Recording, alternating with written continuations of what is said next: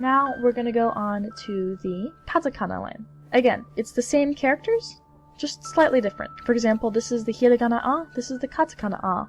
I, u, e, o, and o.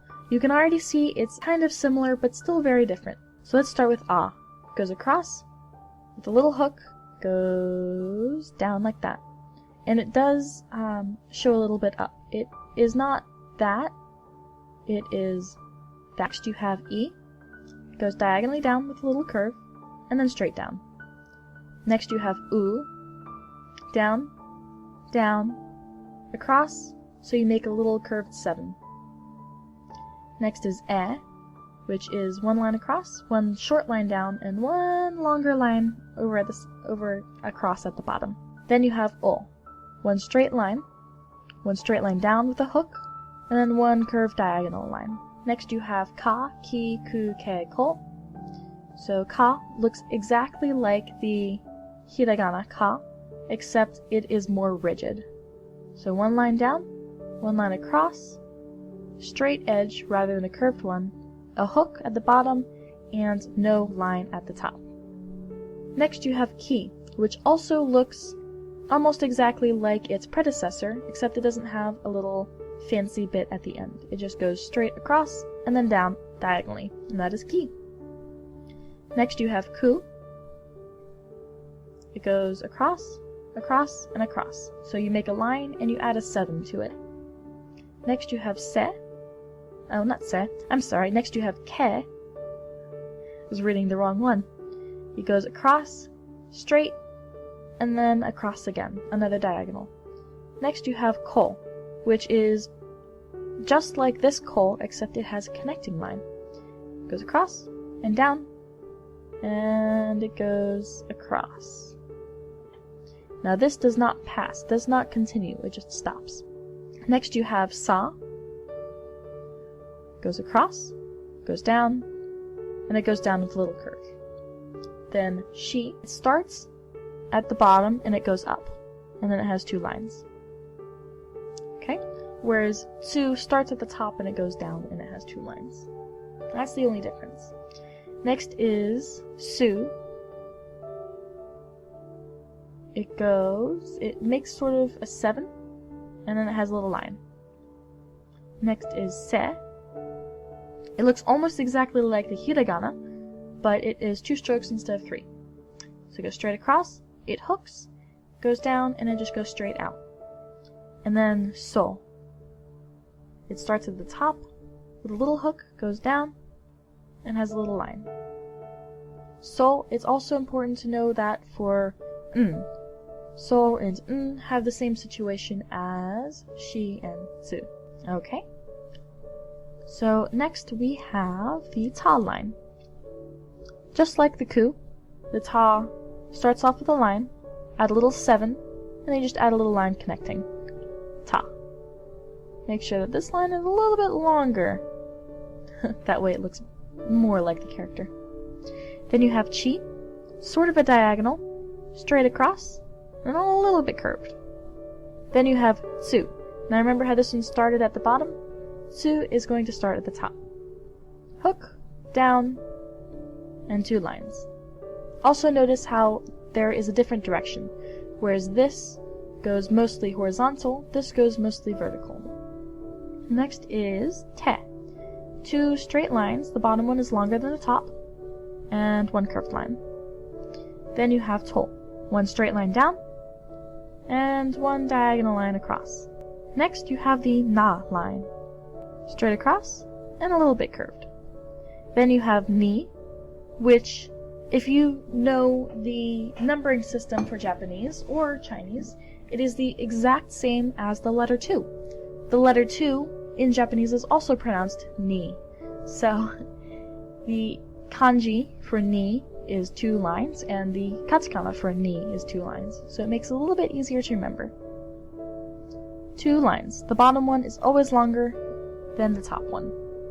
Then you have Nu. You make a 7, and you have a line going through. Then you have Ne, which is a little bit more complicated. You have 1 line going down, you have a 7, you have a straight line going down, and then you have a little line at the side. And then lastly, you have no, which is just a line going across. Okay, and then we have the ha line. Ha, it's just 2 lines. Ha. He goes down and across, and goes across like this. He does not go like that. You don't start the line over here. You instead start the line over here and you go towards it. Don't ask me why you have to do it this way as opposed to the other way. That's just the way that Japanese people do it, and so it's the way that we have to do it because we are learning their culture. Fu is pretty much the number 7, except instead of it being straight, it's a little bit more curved. Fu. He is the exact same as the hiragana he. Up and across, and this line is always longer. And then you have ho. Straight across, straight down with a hook, and then 2 lines at the side. Then you have ma, which is like a mini 7, with a little line at the end. Then you have mi, which is 3 lines going across. Then you have mu, goes down and up, and then a little line at the top. So it's sort of like a reverse backwards ma. So that was mu and that is ma. Me is a line across with a line going through it. Mo is almost exactly like the hiragana mo, except there is no line going through the top. So mo. 1 line across, 1 line on the bottom, and then it just goes out. Now ya, very similar to the hiragana ya, except there is no little line at the very top. It goes down, and then it goes around with a hook, or it goes across with a hook, a little bit diagonal. Then you have you, it goes straight down, straight across and then down, and then it goes around.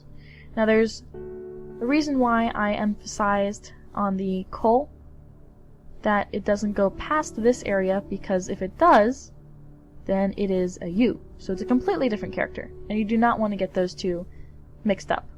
Alright, and yes, we have to do yo. So that was you, and then yo is like a backwards E. It goes straight across, goes down, across, and across. Then you have the ra line, goes across, makes a 7. Then you have ri, which is exactly the same as the hiragana ri, down and across. Then you have ru, which goes across, goes straight down, and it goes across again.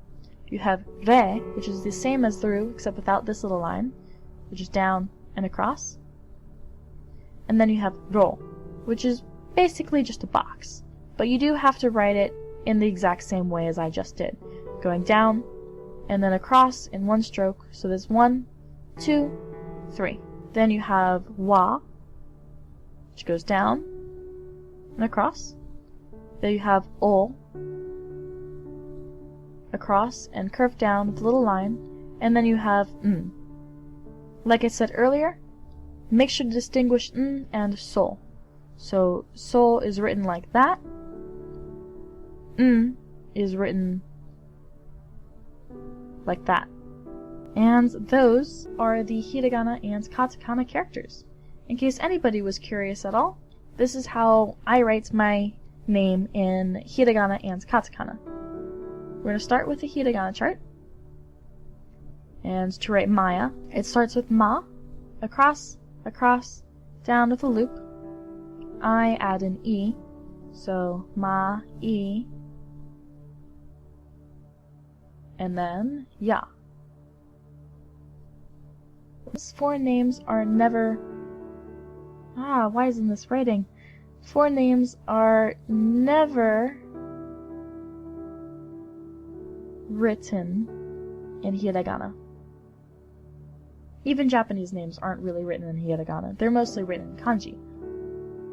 So to make it true, we would use the katakana chart and do ma from here, e from here, that's a really short e, there we go, and ya. you'll decide to write. So now you can see the side-to-side comparisons. Ma, I, ya. And there you go.